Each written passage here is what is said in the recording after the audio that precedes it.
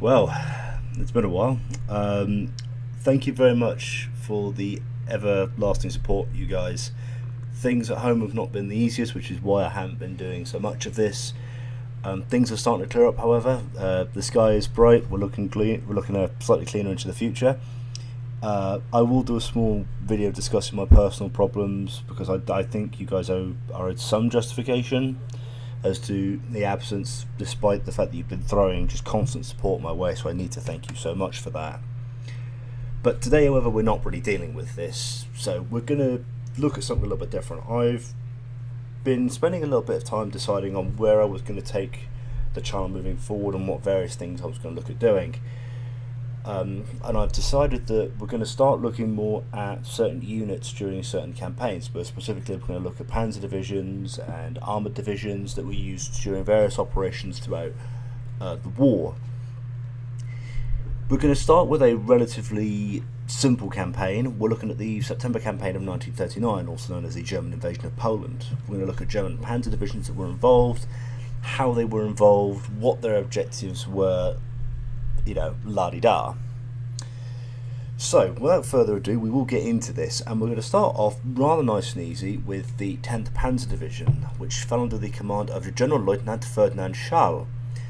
So, in September 1939, the 10th Panzer Division was largely in the process of forming up, having been established in April of 1939 in Prague. It is committed to the September campaign, regardless really of it not being in a fully formed state, and falls under the Army Group Reserve Troops alongside the 73rd, 206th and 208th Infantry Divisions.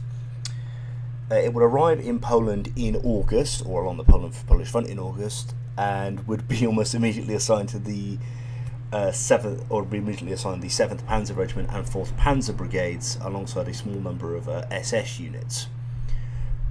By the time the campaign is finally underway, it is comprised of the 4th Panzer Brigade, the 7th and 8th Panzer Regiments, 2nd Battalion of the 86th Motorised Infantry Regiment, and the 29th Artillery Regiment, as well as the 1st Battalion of the 8th Recon Regiment. And so the 10th spends most of the campaign in reserve. It does get called in to see some minor service on the southern front, but it largely avoids the major actions. The next unit is the Panzer Division Kempf, also known as the Panzerverband Ostpreußen, or East Prussia. This is a bit of a weird one. It gets called Panzer Division Kempf, but you could really more see it as a sort of a Kampfgruppe. It's drawn from several army and SS units, and is literally only created so that it can be invaded from Poland can be invaded from East Prussia. It gets tied to 1st Army Corps and is aimed at driving on Warsaw, but it doesn't really have the best of times. It goes into action at the Battle of Malowa, and it gets very much bloodied up by the Polish. It's literally the first and only action it will see, because the Polish anti-tank gunners take such a tremendous toll on the armoured formations that the Germans are just forced to pull the unit out of the battle. As a result, it really would be taken off the front line, and would then end up being given. It would end up being basically stripped for parts, if you will. It would lose the 7th Panzer Regiment to the 10th Panzer Division, as stated earlier. It would then also lose various other units to actions. The major thing that's known about Panzer Division Kempf is its SS component. It has 2 SS units as part of it, which is the SS Regiment Deutschland and the SS Artillery Regiment of Totenkampf. Both of these units are ridiculously unreliable at this point. The SS is not a reliable faction anyway. It is extremely notorious for just breaking off and going off and committing war crimes. And as a result, Panzer Division Kempf only fights the one major action at Malowa, and then doesn't do anything else for the rest of the campaign because it can't keep its SS regiments together. In total, the division is comprised of the 7th Panzer Regiment prior to it being sent to the rear, the SS Regiment Deutschland, and the SS Artillery Regiment Totenkampf, as previously stated. The 3rd Panzer Division under General Lieutenant Lotfried Greer von Schwarzenberg. God, imagine saying that 3 times. The 3rd Panzer Division falls under the command of Heinz Guderian's 19th Army Corps, which is part of the 4th Army tasked with capturing the quote-unquote Polish corridor. That's the bit in between Germany and East Prussia, basically just south of Danzig. It would advance through the Polish corridor and advance southeastward towards Brest-Litovsk. The 3rd Panzer Division was the most powerful panzer force in the country at the start of the campaign. It had 391 tanks at its disposal at the start of the September campaign. It really was the hammerhead of the German force. Due to the 3rd being the most powerful force the Germans could bring to bear, it is little surprise that they advanced with such lightning speed. They were able to secure its objectives, they routed Polish forces in front of it or bypassed areas of resistance. Guderian, being the master of the Blitzkrieg, as it were, really did prioritise the speed and the movement of the division as it advanced through Poland. They fought with success at the Battle of the Tokala Forest before winning a hard-fought action at Windsor against heavily entrenched Polish forces. This was a battle that would last 3 days. Windsor is a heavily fortified section at the front. The Germans absolutely... this is one of the big parts that they struggled to get through, because the Panzers are okay, the Panzers can bypass it, but the infantry has to slog its way through it. It's actually believed that Windsor is used as the basis for when the Germans eventually assault the Stalin Line in the Soviet Union in 1941, because both battles only take 3 days. Their next objective of the campaign would be during the Battle of Brest-Litovsk, a Polish fortress which they would fight over for 3 days before eventually withdrawing.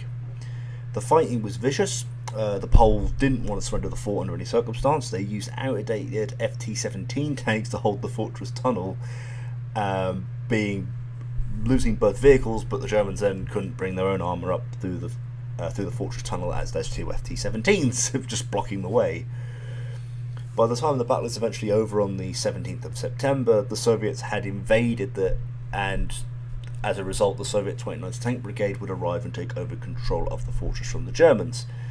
The 2 units would end up having a very short parade before the 3rd turned south to continue fighting Polish forces at Korbrin, which they nearly encircled.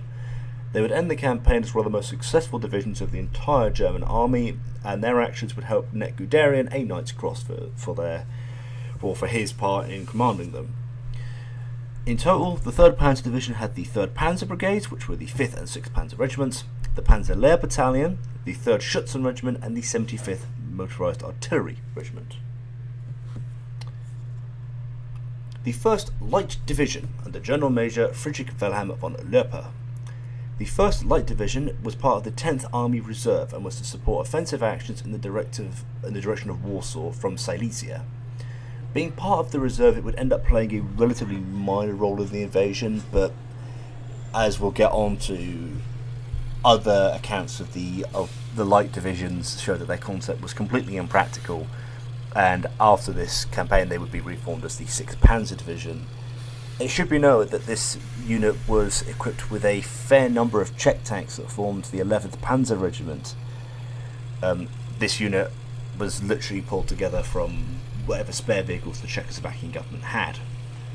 The 1st Light Division was comprised of the 11th Panzer Regiment, the 65th Panzer Battalion, the 6th Schütze Brigade, including the 4th Schütze Regiment, and the 76th Motorised Artillery Regiment. The 2nd Light Division under Gregor Sturm. The 2nd Light Division was part of the 15th Army Corps, which was motorised. The division beat initial border defences and rushed through the frontier, advancing almost unopposed to the outskirts of Warsaw. The division was then part of the German army during the Battle of Brzura, which they would see the destruction of 2 Polish armies, with the 2nd helping to drive Polish troops at Radom. The division then once again advanced on Warsaw, with the city surrendering on the 27th of September. The division would remain in Poland until the 1st of October, where it would be converted into the 7th Panzer Division. Again, part of the fact that these light divisions ended up becoming very unpopular. They weren't particularly effective. They didn't pack the punch that a Panzer Division required. The 2nd Light Division was comprised of the 66th Panzer Battalion, the 6th and 7th Cavalry Schutzen Regiments, and the 78th Motorised Artillery Regiment. The 3rd Light Division under Adolf Friedrich Kützen. Yes, the Germans used multiple light divisions. It was quite a popular theory at the time. The 3rd Light Division, like the 2nd, was part of the 15th Army Corps, which again, motorised. Thus, the two end up having a roughly similar story. The only major difference is that the 3rd would end up executing 80 POWs in retributions for the residents of Katowice, offering resistance to German occupation. Post-campaign, it ends up becoming the 8th Panzer Division. It's comprised of the 67th Panzer Battalion, the 8th and 9th Cavalry Schutzen Regiment, and the 80th Motorised Artillery Regiment. The 1st Panzer Division under General Lieutenant Rudolf Schmidt. The 1st Panzer Division was under the command of the 16th Army Corps, which was another motorised Army Corps. The 1st, alongside the rest of the 16th, aimed at Warsaw at let loose. The 1st did relatively little in the campaign other than punching through to Warsaw and helping surround the city. From there, it did move to support the 18th Infantry Division. The 1st was then withdrawn from Poland in November, shortly after the Polish surrender. It comprised of the 1st Panzer Brigade, which was the 1st and 2nd Panzer Regiments, the 1st Schutzen Brigade, and the 73rd Motorised Artillery Regiment. So the 1st has a relatively easy time. It breaks through all the defences, and because the Poles can't react to the speed of the Blitzkrieg offensive, they end up just pushing through without much, if any, major resistance. The 4th Panzer Division under Gregor Hans Reinhardt. The 4th Panzer Division, also part of the 16th Army Corps, was lacking its infantry and anti-tank capabilities when the offensive kicked off. It's important to note that a lot of the Panzer Divisions were really under strength for the offensive into Poland. They're missing a vast amount of their equipment. The 4th was one of the first units involved in fighting during the campaign and did end up developing a reputation for cruelty and brutality. At the Battle of Mokora, the division used human shields against the Polish Volhynia Cavalry Brigade. On the 3rd of September, a Polish aircraft was shot down and its crew were taken prisoner by the 4th. One of the passengers was subsequently interrogated by a member of the 4th who cut off his nose and ears and tongue before then murdering him. The division took part in the breakthrough of Polish lines near Kołbuk, with the Poles withdrawing. The 4th Panzer Division continued its move towards Warsaw. It reached the Polish capital on the 8th of September and tried to take the city by surprise. At 1700 hours on that day, the forces of the 4th Panzer Division, supported by the 31st Infantry Division, attempted an assault on Warsaw, going through the western borough of Ochoka. I don't know if I'm spelling that right, I'm so sorry. The assault was repulsed with heavy losses by Polish infantry, artillery and anti-tank positions. On the following day, the 9th and the 4th Panzer Divisions were reinforced by additional artillery and the Leibstandarte SS Adolf Hitler Regiment, which had been part of the 13th Army Corps. They then would go attack again, that is on the 9th of September. The assault was also repulsed by ingenious Polish defenders who used turnpike from a local factory to effectively create walls of fire through which the panzers couldn't advance. Following the failed assault on Warsaw, the 4th was subsequently withdrawn from the city and would go on to take part in the battles of Burza, where it supported the German counterattack.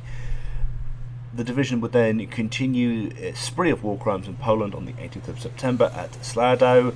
252 POWs and 106 civilians were either shot or drowned in the Vistula River by members of the division. Following the campaign, it was withdrawn to Niederrhein in West Germany, where it was subsequently reinforced. During the campaign, the 4th Panzer Division contained the following units: the 2nd Panzer Brigade, comprised of the 3rd and 4th Panzer Regiments, the 2nd Schutzen Brigade, comprised of the 2nd Schutzen Regiment, the 74th Motorised Artillery Regiment, and the Leibstandarte SS Adolf Hitler Division, or Regiment, should I say, which was drawn its ranks on the 9th of September and would fight with it for the rest of the campaign. The 4th Light Division, oh my god, they're back. The 4th Light Division was also part of the 16th Army Corps alongside the 4th Panzer Division. During the September campaign, it fought on the right flank of Army Group South, pushing over the San River on the 10th of September and capturing Krakowicz by the 12th. On the 14th of September, having established a bridgehead at Krylau, the division turned right, cutting off the retreat of multiple Polish units and taking tens of thousands of prisoners in the process, wrapping up its campaign. It would remain in Poland until the 24th of October, where it left for Salzburg and was formally changed to the 9th Panzer Division while back in Germany. It was comprised of the 33rd Panzer Battalion, the Cavalry Schutzen Regiment 10 and 11, and the 102nd Motorised Artillery Regiment. The 4th Light Division is actually the most successful of all the divisions, theoretically. It inflicts the highest number of casualties while suffering the lowest number of casualties on its own behalf, and it's the only one that shows that Light Division concept can work, but the Germans just don't see it as any major point, and they still convert it into a regular Panzer Division. The last division we'll look at is the 5th Panzer Division under General Lieutenant Heinrich von Wetterhoff-Genam-Stell. Oh my god, I hate this. The 5th Panzer Division was tied to the 8th Army Corps and was tasked with spearheading the southernmost German fronts towards Lvov. It would thus only play a significant role at the Battle of Lvov, which was to last 10 bloody days and wouldn't end until after the Soviets invaded. That's pretty much all the division does. It spends 10 days fighting over this city. It's just a bloody awful siege. They eventually do capture the city, but it's with Soviet help. The 5th Panzer Division was comprised of the 8th Panzer Brigade, which was again composed of the 15th and 31st Panzer Regiments, the Schutzen Regiments 13 and 14, which were both motorised, and the 116th Motorised Artillery Regiment. So that concludes all the Panzer Divisions and respective other units used during the Poland campaign. Please let me know if you've enjoyed this. It was really actually quite good to research. I did enjoy researching it, and I plan to do the same for the Polish and Soviet campaigns as well as doing Allied ones. So, please let me know. Thank you very much, and I hope to see you on the next one. Goodbye.